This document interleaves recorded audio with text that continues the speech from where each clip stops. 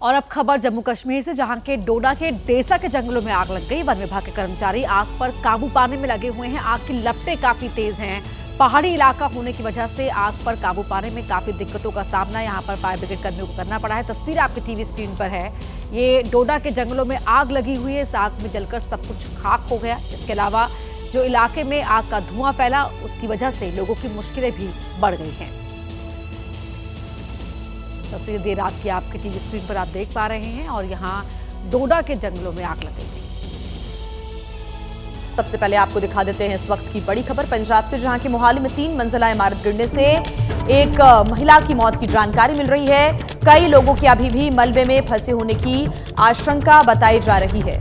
मलबे में दबने से एक युवती की मौत हो गई, जिनकी तलाश में अब जो लोग फंसे हुए हैं उनकी तलाश में एनडीआरएफ और सेना की मदद ली जा रही है। टीम्स लगातार रेस्क्यू ऑपरेशन में जुटी हुई है। पुलिस ने इमारत के मालिक परविंदर सिंह और गगनदीप सिंह के खिलाफ गैर इरादतन हत्या का मामला भी दर्ज कर लिया है। मलबे को हटाने का प्रयास अभी किया जा रहा है और प्राथमिकता यही है कि यहाँ जो लोग फंसे हुए हैं अभी भी उनको जल्द से जल्द सुरक्षित मलबे से बाहर निकाला जाए। जो लोग दबे हुए हैं उन तक पहुंचने की कोशिश रेस्क्यू टीम कर रही है। सचिन कुमार जुड़ गए हैं ज्यादा जानकारी के साथ। सचिन, रेस्क्यू ऑपरेशन कहां तक पहुंचा है और ये दुखद हादसा हुआ है जिसमें एक युवती की मौत की जानकारी मिल रही है। मलबे में कितने लोगों के दबे होने की आशंका अभी? जी देखिए, मलबे में कितने लोग एग्जैक्टली दबे हैं इसको लेकर तो प्रशासन भी क्लियर नहीं है, पर कम से कम 4 या 5 लोग जो हैं मलबे में दबे हो सकते हैं, जो वहाँ के लोकल रेजिडेंट्स ने भी हमें जो बताया है। तो रेस्क्यू ऑपरेशन जारी हैं। मशीन जो है लगाई गई हैं वहाँ पे, बड़ी बड़ी जो एक्सकवेटर्स हैं जिनके जरिए जो है सारा मलबा हटाने की कोशिश की जा रही है। पर पूरी रात ये ऑपरेशन चला रहा, पर इसमें अभी तक सिर्फ एक जो 20 वर्षीय लड़की है उसको निकाला गया है, जो मृत घोषित कर दी गई थी। ये हिमाचल की रहने वाली थी लड़की।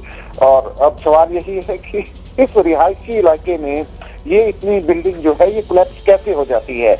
इसमें साथ की बिल्डिंग में क्योंकि खुदाई का काम चल रहा था, जिसकी वजह से इसकी जो फाउंडेशन थी, नींव थी, ये कमजोर हो गई, जिसकी वजह से ये बताया जा रहा है कि ये बिल्डिंग जो है कोलैप्स हुई है। अब क्योंकि तमाम एरिया जो है ये रिहायशी एरिया है, उसमें बड़ी बड़ी बिल्डिंग्स हैं। अब प्रशासन के सामने चुनौती ये है कि एक बिल्डिंग कोलैप्स हुई है तो सारी बिल्डिंग्स जो है वहाँ पे जो है उनके ऊपर प्रश्न उठ रहा है। बड़ी बड़ी बिल्डिंग जो बनी है कि आखिरकार इस एरिया में इतनी बड़ी बड़ी बिल्डिंग जो है कैसे तैयार हो गई हैं। ये तो महज 3 मंजिला बिल्डिंग थी, जिसके गिरने की वजह जो है फाउंडेशन कमजोर होना बताया जा रहा है। पर फिलहाल एफआईआर जो है वो रजिस्टर कर ली गई है, जो मालिक हैं बिल्डिंग के, जो ओनर्स हैं, उनके खिलाफ। पर इसकी इन्वेस्टिगेशन जो है आगे होगी कि इस रिहायशी एरिया में 3 मंजिला बिल्डिंग जो है कैसे कोलैप्स जो है कर जाती है, एकदम से जो है ऑल ऑफ सडन जो है कोलैप्स कर जाती है। फिलहाल रेस्क्यू ऑपरेशन जो है जारी है, क्योंकि पूरी रात जो है रेस्क्यू वर्कर जो है लगे रहे हैं। उसमें एनडीआरएफ है, सेना की मदद ली जा रही है, बीएसएफ के जवान लगे हैं, पंजाब पुलिस के जवान लगे हैं। पर सिर्फ एक लड़की को ही अभी तक जो है निकाला गया है, जिसको जो है मृत घोषित कर दिया गया है। और बाकी जो लोग हैं, कम से कम 4 या 5 लोग जो बताए जा रहे हैं, उनको जो है रेस्क्यू करने की कोशिश जो है अभी भी। आप सचिन नजर बना के रखिएगा, आगे आपसे अपडेट्स हम लेंगे। फिलहाल शुक्रिया तमाम जानकारी के लिए। प्रधानमंत्री नरेंद्र मोदी की कुवैत यात्रा का आज दूसरा दिन है। आज पीएम मोदी कुवैत के अमीर और क्राउन प्रिंस से मुलाकात करेंगे।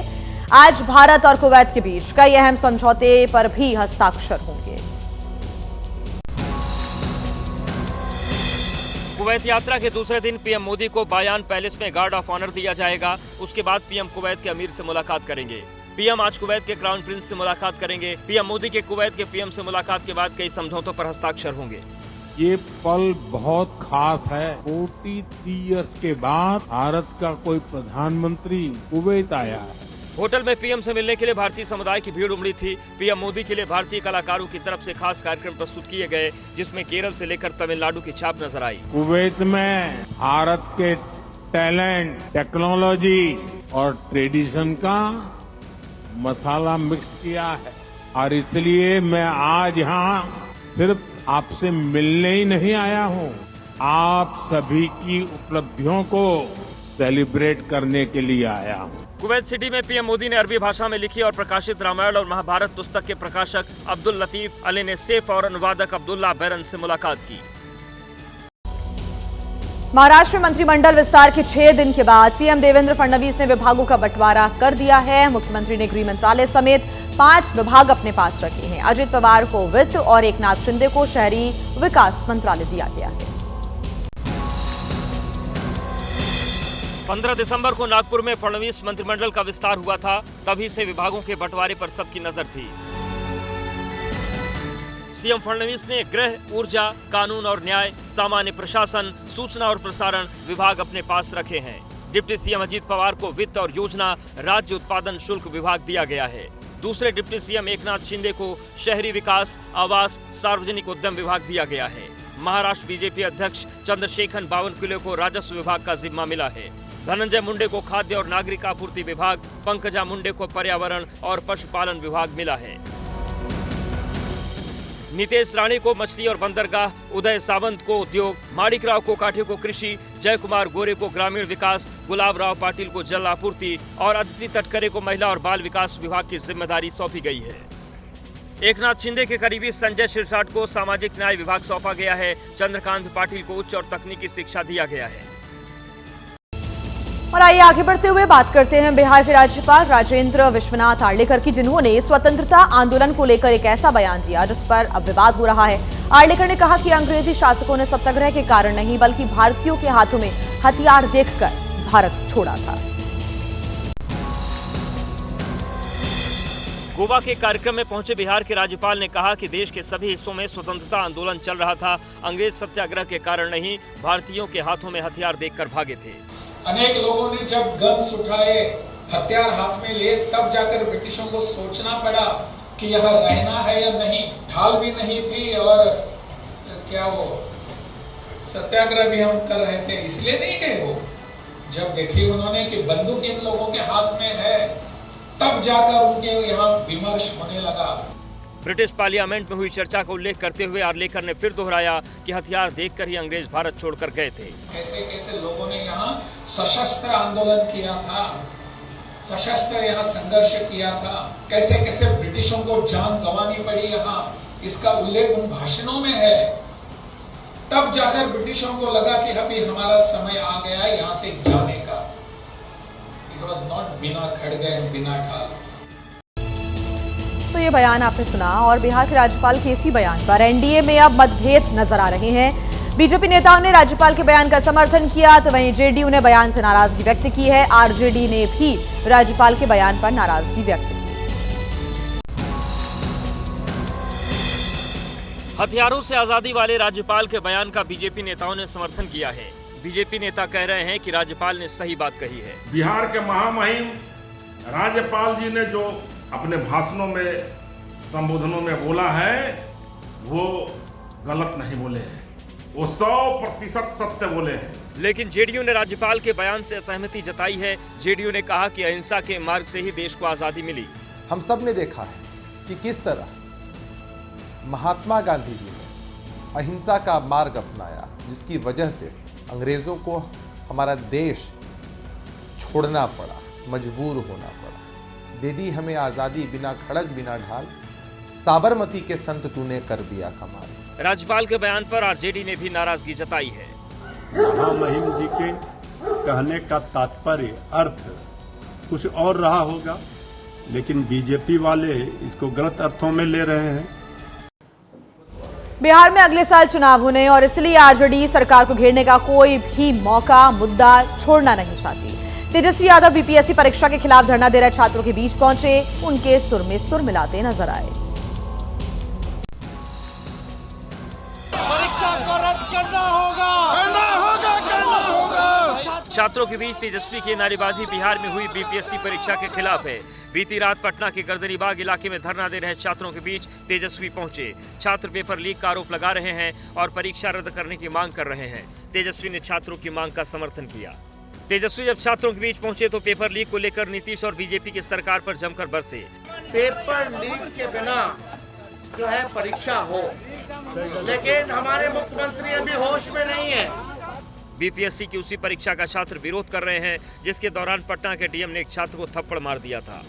जिस प्रकार से जिला अधिकारी ने हमारे छात्रों को झापड़ मारा है, सार्वजनिक माफी मांगनी चाहिए और सरकार को कार्रवाई करनी चाहिए। बिहार में अगले साल चुनाव है, इसलिए तेजस्वी सरकार को घेरने का कोई मौका नहीं छोड़ रहे हैं। दिल्ली के पूर्व मुख्यमंत्री और आम आदमी पार्टी के संयोजक अरविंद केजरीवाल की परेशानी अब बढ़ने वाली है। सूत्रों के अनुसार दिल्ली के उपराज्यपाल ने ईडी को केजरीवाल के खिलाफ कथित शराब घोटाला मामले को लेकर केस चलाने की इजाजत दे दी है।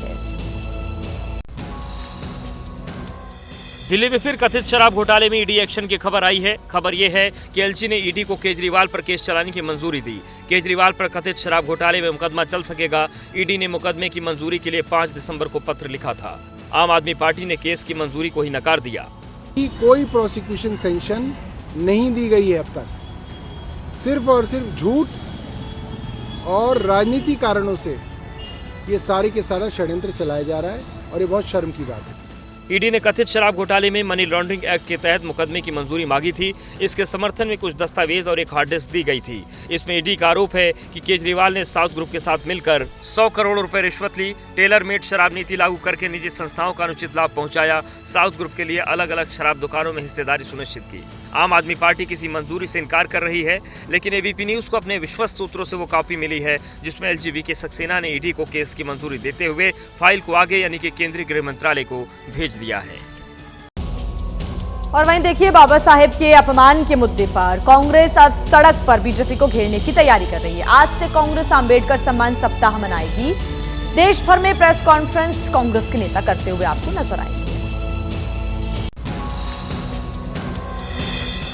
बाबा साहेब के सम्मान के मुद्दे पर संसद के बाद अब सड़क पर हंगामे की तैयारी है। कांग्रेस ने अंबेडकर सम्मान सप्ताह मनाने का ऐलान किया है। गृह मंत्री अमित शाह के इस्तीफे की मांग को लेकर आज और सोमवार को 150 शहरों में कांग्रेस नेता प्रेस कॉन्फ्रेंस करेंगे। मंगलवार को देश के हर जिले में कांग्रेस कार्यकर्ता अंबेडकर सम्मान मार्च निकालेंगे। यात्रा के बाद राष्ट्रपति के नाम ज्ञापन सौंपा जाएगा। 26-27 दिसंबर को बेलगावी में कांग्रेस की विशाल रैली होगी। 22 और 23 दिसंबर को हमारे लोकसभा और राज्यसभा के तमाम सांसद 150 शहरों में प्रेस वार्ता करेंगे। गृह मंत्री अमित शाह के इस्तीफे की मांग करेंगे। कांग्रेस के इस आंदोलन को बीजेपी ने पॉलिटिकल स्टंट बताया है। बीजेपी ने कहा कि कांग्रेस ने बाबा साहेब का अपमान किया है। जिंदगी भर कांग्रेस पार्टी ने अंबेडकर जी को तो भुला दिया था, भारत रत्न तक उन्होंने इनकार कर दिया था। ऐसा नाटक करके देश को और गुमराह करने से कुछ नहीं होता है। महाराष्ट्र में देखा है ना, संविधान का नाम लेकर के उन्होंने बेवकूफ बनाने का काम किया। इस बार सबक सिखाया ना।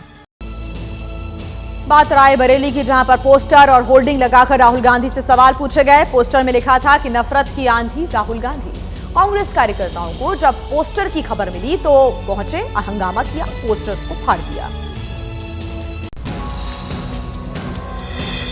रायबरेली आज शर्मिंदा है। क्या राहुल गांधी के संविधान में यही प्रावधान है? बुजुर्ग की पिटाई, नफरत की आंधी राहुल गांधी। रायबरेली में जगह जगह ये होर्डिंग लगाए गए थे। विश्व हिंदू परिषद से जुड़े राहुल सिंह की तरफ से लगाए गए इन होर्डिंग्स के जरिए राहुल गांधी से सवाल पूछे गए थे। सिर्फ यही नहीं, सवालों से भरा एक दूसरा पोस्टर भी लगाया गया था। इस पोस्टर में राहुल गांधी से सवाल पूछा गया कि हिंदू दर्जी कन्हैया लाल से नफरत और मुस्लिम दर्जी से प्यार क्यों? हिंदुओं को जाति में बांटने की साजिश क्यों? जॉर्ज सोरोस से राहुल गांधी का क्या नाता है? भारत विरोधियों से हमदर्दी क्यों?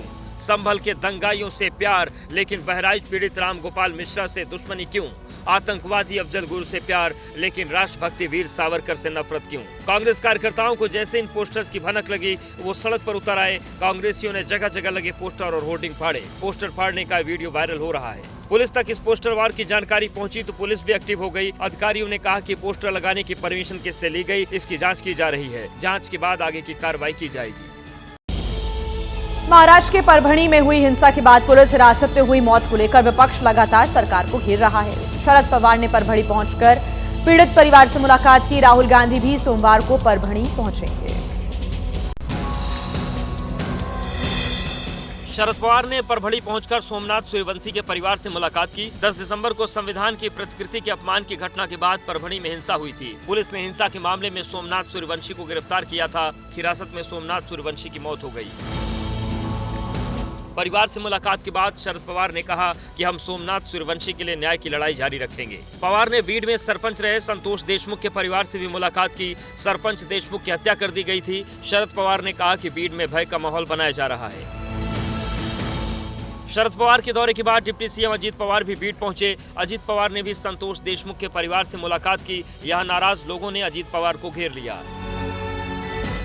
लोकसभा में नेता प्रतिपक्ष राहुल गांधी सोमवार को परभणी जाएंगे। राहुल गांधी सोमनाथ सूर्यवंशी के परिवार से मुलाकात करेंगे। महाराष्ट्र सरकार ने देशमुख की हत्या और सूर्यवंशी की मौत के मामले में न्यायिक जांच कराने का ऐलान किया है। राज्य सरकार ने देशमुख और सूर्यवंशी के घर वालों को 10-10 लाख रुपए की आर्थिक मदद देने का भी ऐलान किया है। बात महाराष्ट्र की कर रहे हैं तो बीएमसी चुनाव को लेकर महाराष्ट्र विपक्षी गठबंधन महाविकास आघाड़ी में अब फूट नजर आने लगी है। उद्धव गुट के नेता अकेले बीएमसी चुनाव लड़ने की बात कहते नजर आए।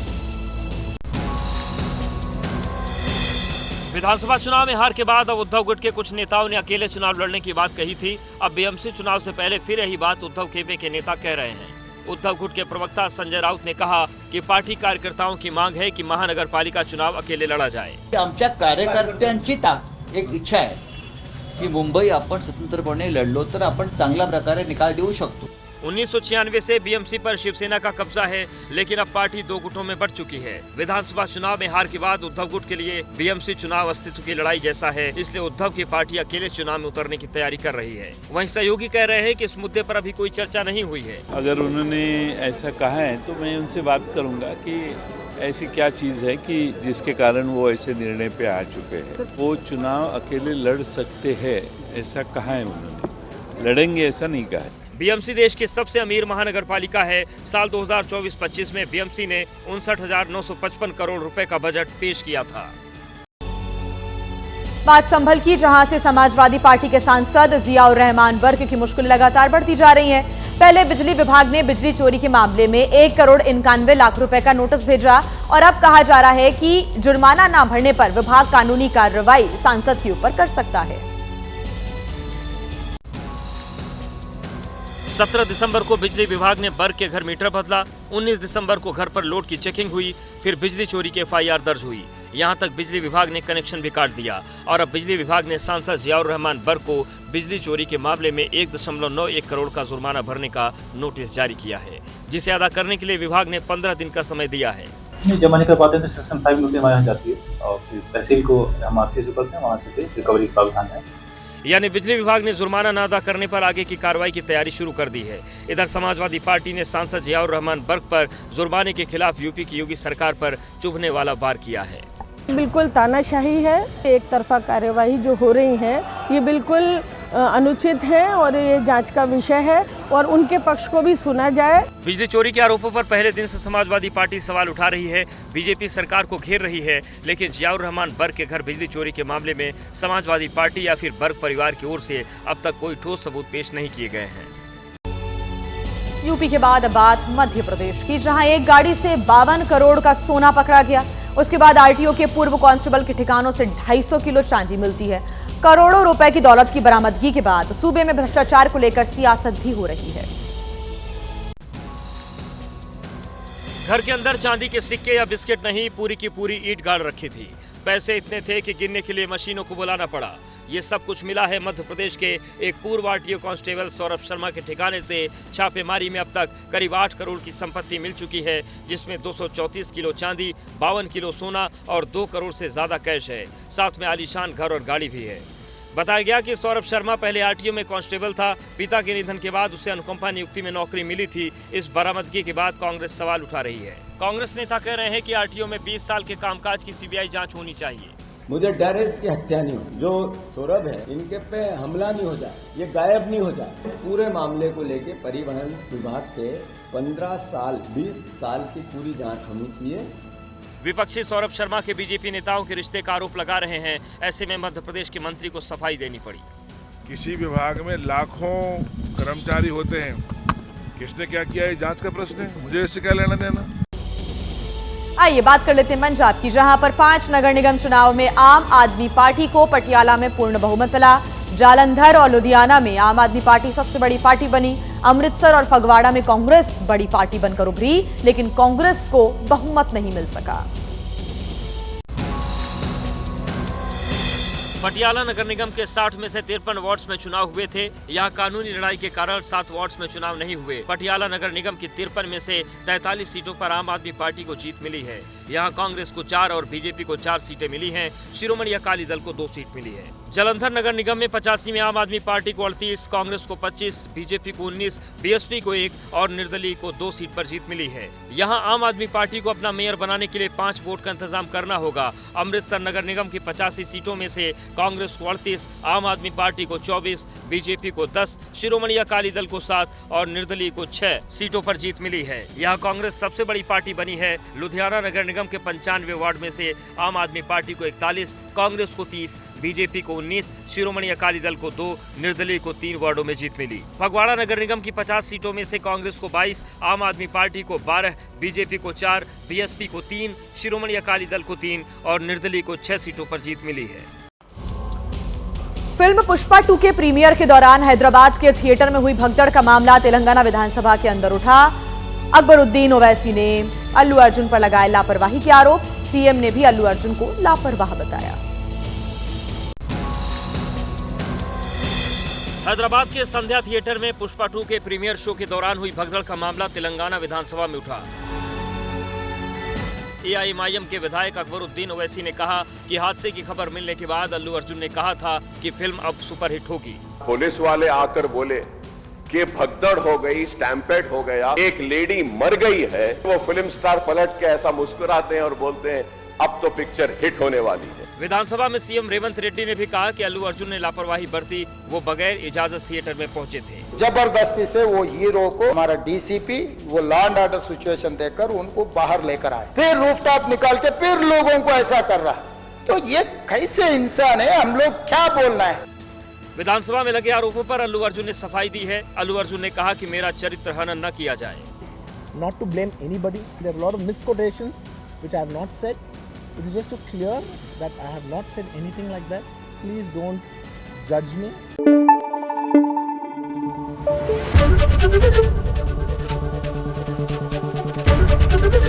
ABP न्यूज़ आपको रखे आगे।